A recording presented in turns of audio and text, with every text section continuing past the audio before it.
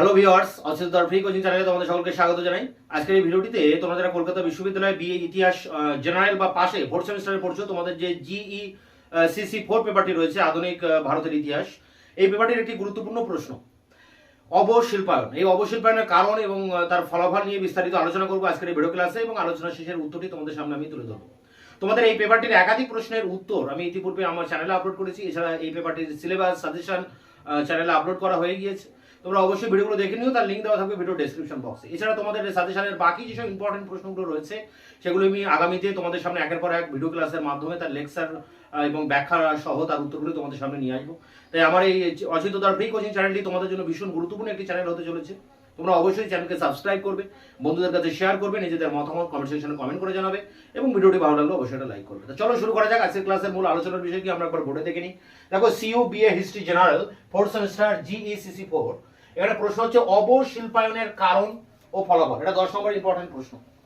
তো অবশিল্পায়ন মানে শিল্পায়নের উল্টোটা, মানে বিপরীত দিকটাকে আমরা বলি অবশিল্পায়ন। যখন শিল্পায়নটা ধ্বংস হয় তখন তাকে আমরা বলি অবশিল্পায়ন। দেখো, শিল্পায়নের আগে অব কথা লেখা আছে, অর্থাৎ শিল্পের অধোগতি। দেখো, ড্যানিয়েল থার্নার বলে একজন মার্কিন গবেষক, তিনি বলছেন যে অবশিল্পায়ন হচ্ছে শিল্পের অধোগতি, অর্থাৎ শিল্পায়নের বিপরীত অবস্থা। আমরা কিভাবে বুঝবো যে শিল্পায়নটা হচ্ছে না, এখানে অবশিল্পায়ন হচ্ছে? সেটা বোঝা যাবে যখন একটা দেশে মানুষ, বেশিরভাগ সংখ্যক মানুষ যখন কৃষি ক্ষেত্রে ভিড় জমাবে এবং শিল্প ক্ষেত্রে ভিড়টা কম করবে, অর্থাৎ শিল্প ক্ষেত্রে নিয়োজিত যে মানুষ তার তুলনায় কৃষি ক্ষেত্রে নিয়োজিত মানুষের সংখ্যা যখন বেশি হবে, তখন তাকে আমরা বলবো অবশিল্পায়ন। তো ভারতবর্ষের প্রেক্ষাপটে এই অবশিল্পায়ন হয়েছিল ইংরেজরা আসার পরে। কেন হয়েছিল? কারণ ইংরেজরা তাদের দেশে ইংল্যান্ডে যে শিল্প বিপ্লবটা করেছিল, শিল্প বিপ্লব ইংল্যান্ডে প্রথম হয়, এটা একটা প্রশ্ন। কেন হয়? এবং ইউরোপের অন্যান্য দেশে বিশেষ করে ফ্রান্স, জার্মানি এবং রাশিয়াতে শিল্পায়ন হয়েছিল, এটা নিয়েও কিন্তু তোমাদের অন্যান্য সেমিস্টারে প্রশ্ন আছে। তো শিল্পায়নটা কাকে বলে এটাও একটু তোমাদের জেনে রাখা দরকার। দেখো, মানুষ দৈহিক শ্রমের পরিবর্তে যখন যন্ত্রের সাহায্যে মানুষ যখন কোনো কিছু উৎপাদন করে এবং অল্প সময়ে বেশি উৎপাদন, তখন তাকে আমরা বলি শিল্পায়ন। তো ইংল্যান্ডে এরকম শিল্প বিপ্লব হয় 1830-এর দশকে, এবং ইংল্যান্ডে উৎপন্ন যেসব পণ্য সামগ্রী সেগুলো ইংরেজ বণিকরা ভারতবর্ষে আনে এবং ভারতবর্ষের বাজারে বিক্রি করে। এর ফলে এদেশের যেসব কুটির শিল্প ছিল, সেই কুটির শিল্প এই শিল্পের সাথে তারা পাল্লা দিতে পারেনি।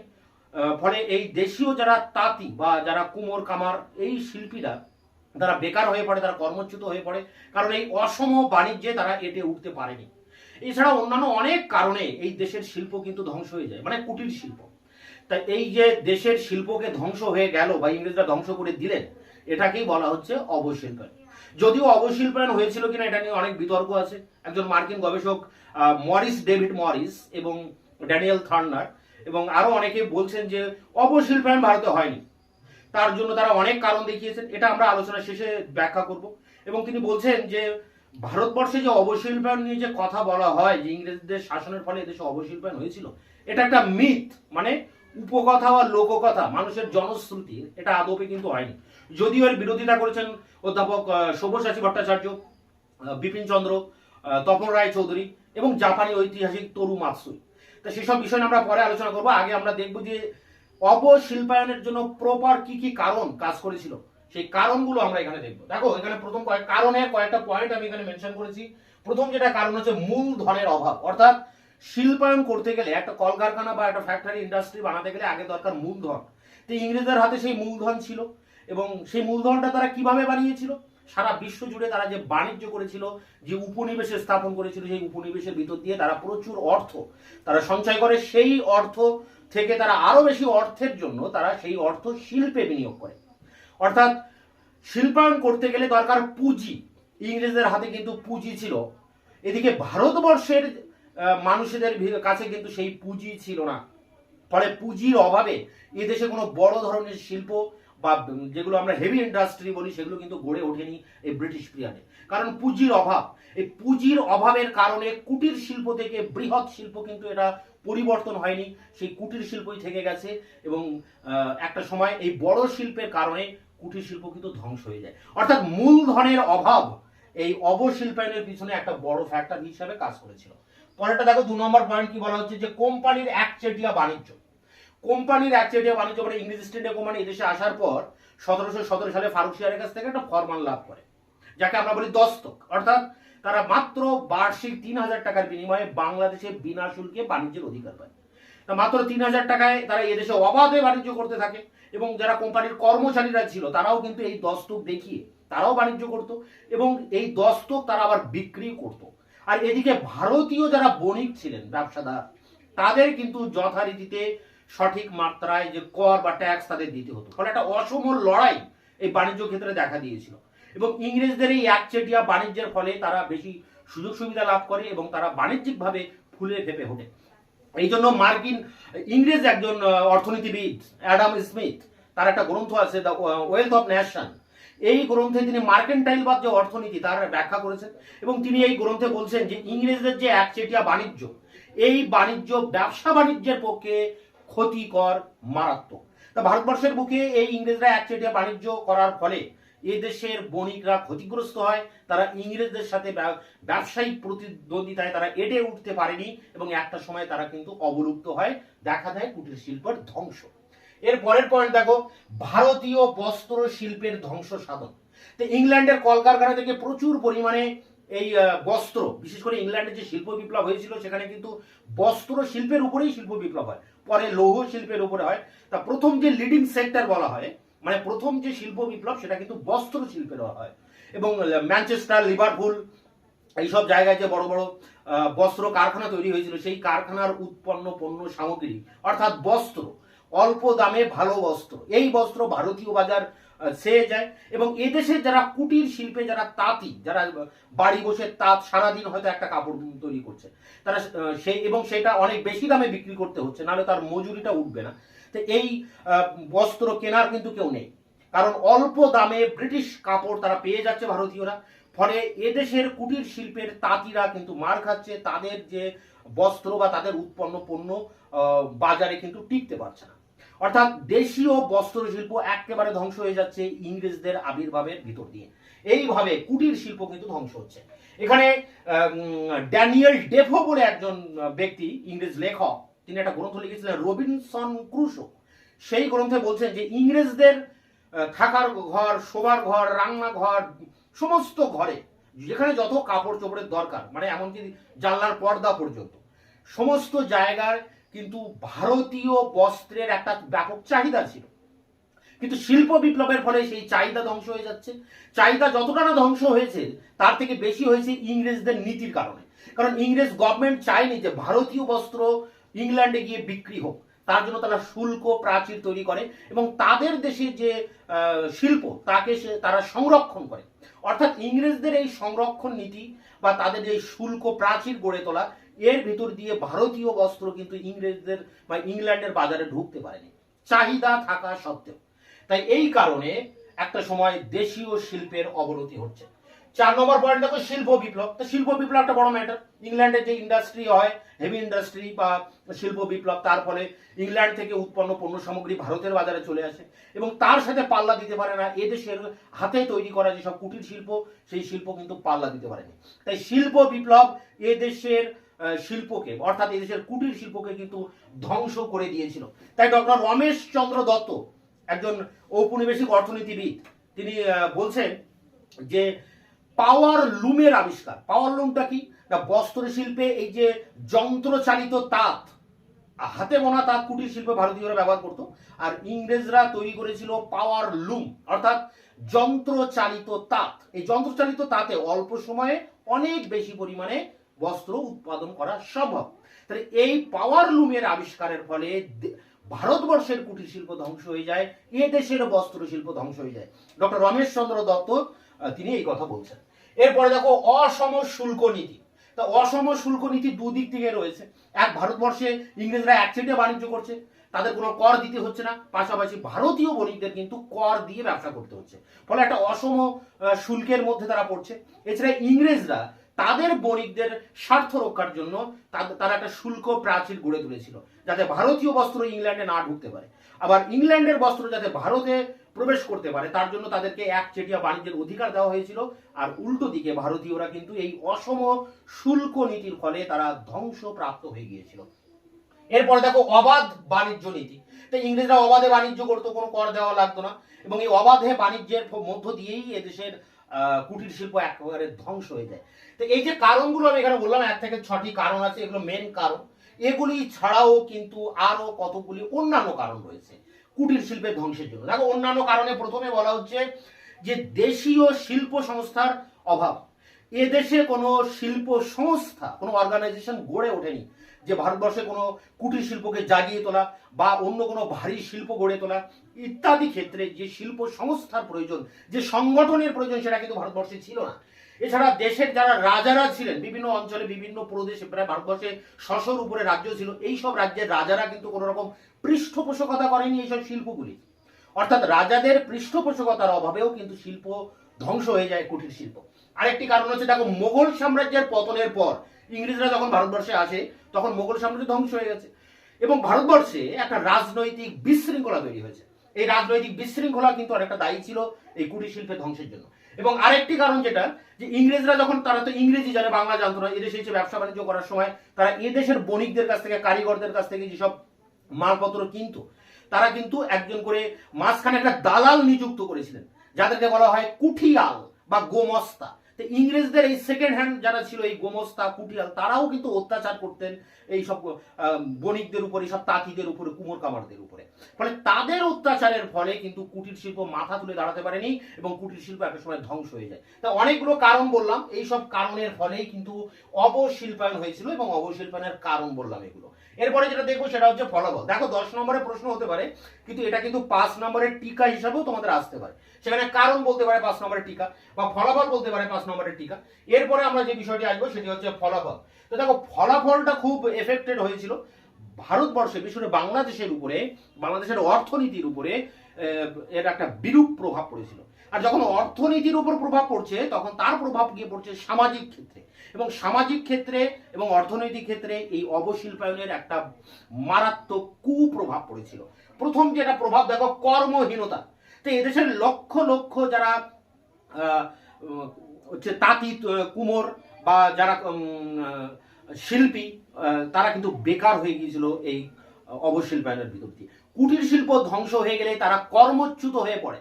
তাই ডক্টর এন.কে. সিনহা বলছে, ভারতবর্ষে, বিশেষ করে বাংলাদেশে প্রায় 10 লক্ষ কারিগর তারা কিন্তু বেকার হয়ে গিয়েছিল। এরপরে দেখো, কুটির শিল্পের ধ্বংস সাধন। তো এদেশের কুটির শিল্প একেবারে ধ্বংস হয়ে যায় এবং কুটির শিল্প আর মাথা তুলে দাঁড়াতে পারেনি। পরবর্তীকালে ভারতবর্ষে ইংরেজদের দয়া দাক্ষিণে অনেক ভারী শিল্পের আবির্ভাব হয়েছে ঠিকই, কিন্তু কুটির শিল্পের পুনরুজ্জীবন আর কিন্তু সম্ভব হয়নি এবং এই সময়ই কুটির শিল্প একেবারে ধূলিসাৎ হয়ে যাচ্ছে। 3 নম্বর পয়েন্ট দেখো, শহরগুলির শ্রীহীনতা।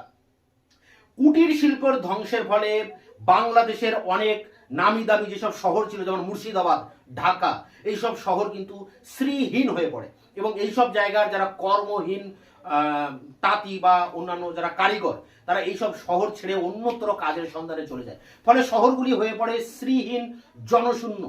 এর পরের পয়েন্ট দেখো, কাঁচামাল সরবরাহকারী দেশে রূপান্তরিত হচ্ছে। তাহলে ভারতবর্ষ একসময় কুটির শিল্পের জন্য বিখ্যাত ছিল, সেই দেশ এখন কিসে পরিণত হলো না, কাঁচা মাল রপ্তানিকারক হিসেবে এই দেশ পরিণত হলো ইংরেজদের কাছে। ইংল্যান্ডে যে শিল্প কলকারখানাগুলি চলতো, বিশেষ করে বস্ত্র শিল্প, সেই বস্ত্র শিল্পের জন্য কাঁচা মাল কি না, তুলো, যেটা মহারাষ্ট্রে তৈরি হয় ল্যাটেরাইট মৃত্তিকায়। তা ভারতবর্ষ থেকে এই তুলো, কাঁচা তুলো কিন্তু হিউজ পরিমাণে ইংল্যান্ডে রপ্তানি হতে থাকে এবং ভারতবর্ষ এই কাঁচা মাল রপ্তানিকারক দেশে পরিণত হয়। তারা নিজেরা কোনো শিল্প কলকারখানা তৈরি করতে পারেনি, যা ছিল সেটাও ধ্বংস হয়ে যাচ্ছে। আরো বিপরীতে দেখা যাচ্ছে যে এদেশ থেকে প্রচুর পরিমাণে কাঁচা মাল ইংল্যান্ডে রপ্তানি করছে ভারত, এবং তারা করছে সেটা ইংরেজরা করছে, ভারতীয়রা নয়। তাই কুটির শিল্পের ধ্বংস হচ্ছে এবং পাশাপাশি ভারত হয়ে উঠছে রপ্তানিকারক দেশে। কৃষির উপর চাপ বৃদ্ধি। কেন কৃষির উপর চাপ বৃদ্ধি পাচ্ছে? কারণ যখন শিল্প কলকারখানা ধ্বংস হয়ে যাচ্ছে, কুটির শিল্প ধ্বংস হয়ে যাচ্ছে, তখন কারিগররা জীবিকার তাগিদে তারা জমির উপরে গিয়ে প্রেসার তৈরি করছে এবং তারা চাষবাসের ভিতর দিয়ে তারা জীবিকা নির্বাহের চেষ্টা করছে। এর ফলে জমির দাম বেড়ে যাচ্ছে এবং জমির উপরে একটা অস্বাভাবিক চাপ তৈরি হচ্ছে। তাই এখানে অর্থনীতিবিদ রমেশ চন্দ্র দত্ত তিনি বলছেন যে বাংলাদেশের প্রায় 80% মানুষ তারা কিন্তু কৃষি কাজের উপরে নির্ভরশীল হয়ে পড়ে এবং কৃষির উপরে একটা অসম চাপ তৈরি হয়। ফলে একটা ভারসাম্য, জমির উপরে যে ভারসাম্য ছিল সেই ভারসাম্যটা কিন্তু ব্যালেন্সটা নষ্ট হয়ে যায়। এর পরের পয়েন্ট দেখো কি হচ্ছে, যে গ্রামীণ অর্থনীতিতে ভাঙন। দেখো, ইংরেজরা এদেশে আসার আগে এদেশের যে গ্রামীণ অর্থনীতি সেটি ছিল স্বয়ং সম্পূর্ণ, অর্থাৎ একটা গ্রামের যা যা প্রয়োজন তা সেই গ্রামেই উৎপাদন হতো এবং গ্রাম স্বনির্ভর ছিল। গ্রামের মানুষেরা সেই তাদের নিজস্ব উৎপাদন দিয়ে তারা সারা বছর নিজেদের জীবিকা নির্বাহ করতে পারত। অর্থাৎ গ্রামের অর্থনীতি ছিল গ্রাম কেন্দ্রিক, একটা অঞ্চল কেন্দ্রিক এবং ক্ষুদ্র অর্থনীতি হলেও তারা ছিল কিন্তু স্বয়ং সম্পূর্ণ। কিন্তু এই কুটির শিল্প ধ্বংস হয়ে যাওয়ার পর, গ্রামের যারা কারিগর তারা কর্মচ্যুত হয়ে যাওয়ার পর গ্রামের অর্থনীতির ব্যালেন্স নষ্ট হয়ে যায়, গ্রামীণ অর্থনীতি ভেঙে পড়ছে। এরপরে দেখো, সূক্ষ্ম ও শৌখিন যেসব শিল্প ছিল তা কিন্তু অবলুপ্ত হচ্ছে। সূক্ষ্ম শৌখিন শিল্প বলতে বস্ত্রকে কেন্দ্র করে, দেখা যাচ্ছে বস্ত্রের উপরে অনেক ধরনের হাতের কাজ হয়, সেলাইয়ের উপরে। এই যখন কুটির শিল্পটাই থাকছে না, তখন এইসব সূক্ষ্ম শিল্পের তো আর কোনো প্রয়োজন নেই। এছাড়া দেশীয় রাজারা তারাই পৃষ্ঠপোষকতা করতেন এইসব সূক্ষ্ম শিল্পের বা কারুকার্যময় এইসব শিল্পের। তা দেশীয় রাজাদের পৃষ্ঠপোষকতার অভাবে এবং কুটির শিল্প ধ্বংস হওয়ার কারণে এইসব সূক্ষ্ম শিল্পেরও কিন্তু অপমৃত্যু ঘটছে। তো এই ছিল এর ফলাফল আর এই ছিল এর কারণ। এখন প্রশ্ন হচ্ছে যে ভারতে কি অবশিল্পায়ন হয়েছিল? এটা নিয়ে কিন্তু একটা বিতর্ক দেখা দিয়েছে। মার্কিন গবেষক ডেভিড মরিস এবং ড্যানিয়েল থার্নার এবং স্যার থিওডর মরিসন, এই তিনজন গবেষণা করে বলছেন যে ভারতে অবশিল্পায়ন হয়নি, বরং ইংল্যান্ডে যে সুতো তৈরি হয়েছিল সেই সুতো অল্প দামে পাওয়া যেত, সেই সুতো ভারতবর্ষে প্রচুর পরিমাণে আমদানি হয়, সেই সুতোকে কাজে লাগিয়ে এদেশের তাঁতিরা কিন্তু ঘুরে দাঁড়িয়েছিল। সেই সুতো দিয়ে তারা তাঁত বুনে তারা কিন্তু আবার স্বনির্ভর হয়ে উঠেছিল, তারা তাদের কুটির শিল্পকে বাঁচাতে পেরেছিল। যদিও এটা এক পেশে একটা বক্তব্য এবং এর বিরুদ্ধে বিরোধিতা করেছেন ডক্টর সব্যসাচী ভট্টাচার্য, তপন রায়চৌধুরী, বিপান চন্দ্র এবং অমিয় বাগচি এবং জাপানি ঐতিহাসিক তরু মাতসুই। তারা বলছেন যে ভারতবর্ষে অবশিল্পায়ন হয়েছিল, এটা ধ্রুব সত্য, এবং ভারতবাসী এই অবশিল্পায়নের ভিতর দিয়ে দুঃখের সমুদ্রে নিমজ্জিত হয়েছিল। তাই এই ছিল অবশিল্পায়ন নিয়ে একটা সংক্ষিপ্ত আলোচনা। এই অবশিল্পায়নের এই উত্তরটি তোমরা যারা পরীক্ষা লিখবে তারা ঠিক এইভাবে প্রথমে তার কারণগুলো মেনশন, প্রথমে অবশিল্পায়ন কাকে বলে, তার সংজ্ঞাটা কি, এবং তারপরে তার কারণগুলো কি, কারণগুলো পয়েন্ট ধরে ধরে মেনশন করতে হবে, এবং তারপরে শেষে তার যে ফলাফলগুলো রয়েছে, ফলাফলের যে পয়েন্টগুলোর কথা আমি বললাম, এই পয়েন্টের উপরে বেস করে এই ফলাফলটাকে ডিসকাস করতে হবে। এবং শেষে অবশিল্পায়ন আদবে হয়েছিল কিনা, এটা কোনো মিথ কিনা, লোকশ্রুতি জনশ্রুতি কিনা, বা বাস্তবে হয়েছিল কিনা, তা নিয়ে যে ঐতিহাসিকদের মধ্যে বিতর্ক রয়েছে, যে তর্ক বিতর্ক, সে বিষয়টাও কিন্তু মূল্যায়নের অংশে উল্লেখ করতে হবে। করে এই অবশিল্পায়নের উত্তরটি তোমাদেরকে তৈরি করতে হবে, যেহেতু 10 নম্বর মানে 500 ওয়ার্ডের। তা সেই উত্তরটি নিয়ে আমি এবার তোমাদের সামনে অন স্ক্রিনে আলোচনা করব। BA history general 4th semester GECC 4 অবশিল্পায়নের কারণ ও ফলাফল আলোচনা করো। অথবা প্রশ্নটা ঘুরে আসতে পারে, দেশীয় শিল্পের বিনাশের কারণ ও ফলাফল আলোচনা করো। প্রশ্ন মান 10, এর উত্তরটি তোমরা এইভাবে লিখবে। ভারতে ব্রিটিশ সাম্রাজ্যবাদী শাসনের সর্বাপেক্ষা কুফল হলো ভারতের চিরাচরিত ঐতিহ্যমণ্ডিত কুটির শিল্প বা হস্তশিল্পের ধ্বংসসাধন। এই ঘটনাও অবশিল্পায়ন বা ডিইন্ডাস্ট্রিয়ালাইজেশন নামে পরিচিত। এর অবশ্যম্ভাবী ফল হিসাবে ভারত ইংল্যান্ডের কলকারখানায় তৈরি পণ্যের খোলা বাজারে পরিণত হয় এবং ভারত থেকে ইংল্যান্ডে কাঁচামাল রপ্তানি হতে থাকে। ভারতের বেকার শিল্পী ও কারিগরেরা তাদের চিরাচরিত পেশা ত্যাগ করে কৃষিতে ভিড় করতে থাকে। এর ফলে কৃষির উপর চাপ বৃদ্ধি পায় এবং ভারতের অর্থনৈতিক ভারসাম্য বিনষ্ট হয়। দাদাভাই নওরোজি, রমেশচন্দ্র দত্ত, মহাদেব গোবিন্দ রানাডে প্রমুখ জাতীয়তাবাদী লেখকরা এ ব্যাপারে দেশবাসীর দৃষ্টি আকর্ষণ করেন। পরবর্তীকালে রজনীপাম দত্ত, গ্যাট গিল, বিডি বসু, নরেন্দ্রকৃষ্ণ সিংহ, বিপান চন্দ্র, অমিয় বাগচি এ সম্পর্কে বিস্তারিত আলোচনা করেছেন। পরের প্যারা দেখো, অবশিল্পায়ন শব্দটি শিল্পের অধঃপতনকেই বোঝায়। অবশিল্পায়ন হলো শিল্পায়নের বিপরীত প্রক্রিয়া, অর্থাৎ শিল্পের ধ্বংস সাধন। ড্যানিয়েল থার্নারের মতে শিল্পে নিয়োজিত জনসংখ্যার ক্রমহ্রাসমানতা হলো অবশিল্পায়ন। অবশিল্পায়নের কারণ নিয়ে মতবিরোধ থাকলেও এর সর্বজন গ্রাহ্য কয়েকটি কারণ ছিল। এখানে দেখো কারণগুলো আমি 1-2 করে পরপর লিখেছি। 1 নম্বর দেখো, 18 শতকে আধুনিক প্রযুক্তি ও যন্ত্রের ব্যবহার ঘটিয়ে ইংল্যান্ড শিল্প বিপ্লব ঘটানো সম্ভব হয়েছিল ইংল্যান্ডে মূলধনের যোগান থাকায়। কিন্তু ভারতে মূলধনের যোগান দেওয়া তো দূরের কথা, এদেশের অর্থ সম্পদকে কোম্পানি নিংড়ে শোষণ করে নিয়েছিল। ফলে মূলধনের অভাবে অবশিল্পায়ন ছিল একটি অবশ্যম্ভাবী ঘটনা। 2 নম্বর কারণ দেখো, দেওয়ানি লাভের পর শুরু হয় ইংরেজ ইস্ট ইন্ডিয়া কোম্পানির একচেটিয়া বাণিজ্যের অধিকারের যুগ। অ্যাডাম স্মিথ তার ওয়েলথ অফ নেশন গ্রন্থে লিখেছেন, ভারতের ইস্ট ইন্ডিয়া কোম্পানির একচেটিয়া বাণিজ্যের অধিকার ব্রিটিশ বাণিজ্যের পক্ষে ক্ষতিকর ও ভারতীয় স্বার্থ বিরোধী। 3 নম্বর কারণ দেখো, এই সময় ভারতে উৎপাদিত বিভিন্ন ধরনের সুতি বস্ত্র ইংল্যান্ড ও ইউরোপের প্রত্যেক দেশে জনপ্রিয় হয়ে উঠেছিল। এর প্রসঙ্গে ড্যানিয়েল ডেফো রবিনসন ক্রুশো গ্রন্থে লিখেছেন, ইংল্যান্ডের ঘরে ঘরে, বসার ঘরে, শোবার ঘরে সব জায়গায় ভারতীয় বস্ত্র ঢুকে পড়েছে। তা দেখে ব্রিটিশ শঙ্কিত হয়ে পড়ে এবং ভারত থেকে ব্রিটেনে রপ্তানিকৃত সুতি বস্ত্রের চাহিদা কমে যায় ও দেশীয় বস্ত্রশিল্পের ধ্বংস সাধন ঘটে। 4 নম্বর কারণ দেখো, ইংল্যান্ডে শিল্প বিপ্লব ঘটে যাওয়ায় অনেক কম সময় বেশ উন্নত মানের অথচ সস্তা দ্রব্য উৎপাদন শুরু হয়, যা সহজে ভারত সহ বিশ্বের বিভিন্ন বাজার দখল করে নেয়। এ প্রসঙ্গে ডক্টর রমেশচন্দ্র দত্ত বলেছেন, ইউরোপে পাওয়ার লুমের আবিষ্কার ভারতীয় শিল্পের বিনাশকে সম্পূর্ণ করেছিল। 5 নম্বর কারণ দেখো, কোম্পানি নিজে বিভিন্ন পণ্যের উপর শুল্ক ছাড়ের সুযোগ নিলেও ভারতে উৎপাদিত শিল্পপণ্য এবং দ্রব্যগুলির উপর বিশাল শুল্কের বোঝা চাপায়। ইংল্যান্ড থেকে আগত শিল্পদ্রব্যগুলির উপর কোনো কর না চাপানোয় শিল্পপণ্যের দামের ক্ষেত্রে প্রতিযোগিতায় ভারতীয় শিল্প বণিকরা পিছিয়ে পড়তে থাকে। 6 নম্বর কারণ দেখো, 1813 খ্রিস্টাব্দের সনদ আইনের মাধ্যমে কোম্পানি একচেটিয়া বাণিজ্যিক অধিকারের অবসান ঘটিয়ে অবাধ বাণিজ্য নীতি গৃহীত হয়। ফলে ইংল্যান্ডের অন্যান্য বণিক সম্প্রদায়ও এবার থেকে অবাধে ভারতে প্রবেশ করতে শুরু করে। ইংল্যান্ডে উৎপাদিত পণ্য সামগ্রীতে ভারতীয় বাজার ছেয়ে যায়। অবশিল্পের আরও কয়েকটি কারণ ছিল: স্বাধীন শিল্প সংস্থার অনুপস্থিতি, দেশীয় রাজাদের পৃষ্ঠপোষকতার অভাব, মোগল সাম্রাজ্যের পতনের পর ভারতের রাজনৈতিক বিশৃঙ্খলা, কোম্পানির কুঠিয়াল গোমাস্তাদের অত্যাচার ইত্যাদি অবশিল্পায়নের ইন্ধন যোগায়।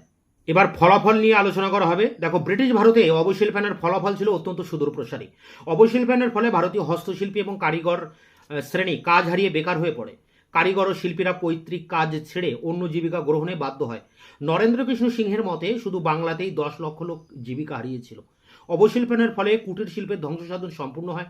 বিভিন্ন জায়গায় যেমন কুটির শিল্পের ধ্বংসের পরে গড়ে উঠেছিল যন্ত্র নির্ভর কলকারখানা, এখানে তা না ঘটায় কুটির শিল্পের বিকল্প জীবিকা ক্ষেত্রের অভাবে মানুষ দুর্দশার মুখে পড়ে। অবশিল্পায়নের ফলে ঢাকা, মুর্শিদাবাদ, সুরাট সহ বিভিন্ন শহর জনবিরল হয়ে পড়ে। মুর্শিদাবাদের কোম্পানির রেসিডেন্ট মিস্টার বেচার এ প্রসঙ্গে বলেছেন, আমাদের অপশাসনের ফলে 20 বছরের মধ্যে দেশের বহু জায়গায় প্রায় মরুভূমির রূপ ধারণ করেছে।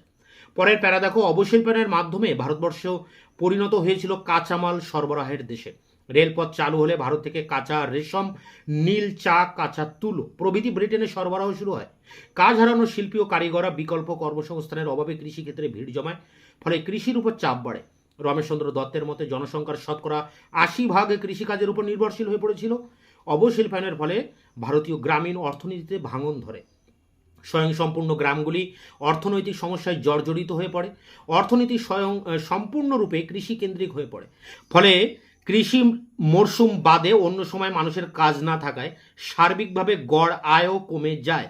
দেশীয় রাজাদের পৃষ্ঠপোষকতায় দেশীয় রাজ্যগুলি শৌখিন শিল্প ও সূক্ষ্ম মসলিন কাপড় উৎপাদনের জন্য বিখ্যাত ছিল, কিন্তু কোম্পানি দেশীয় রাজ্যগুলি দখল করে নিলে এবং সেগুলিকে বিদেশি পণ্যের বাজারে পরিণত করলে সূক্ষ্ম ও শৌখিন শিল্পের অপমৃত্যু ঘটে।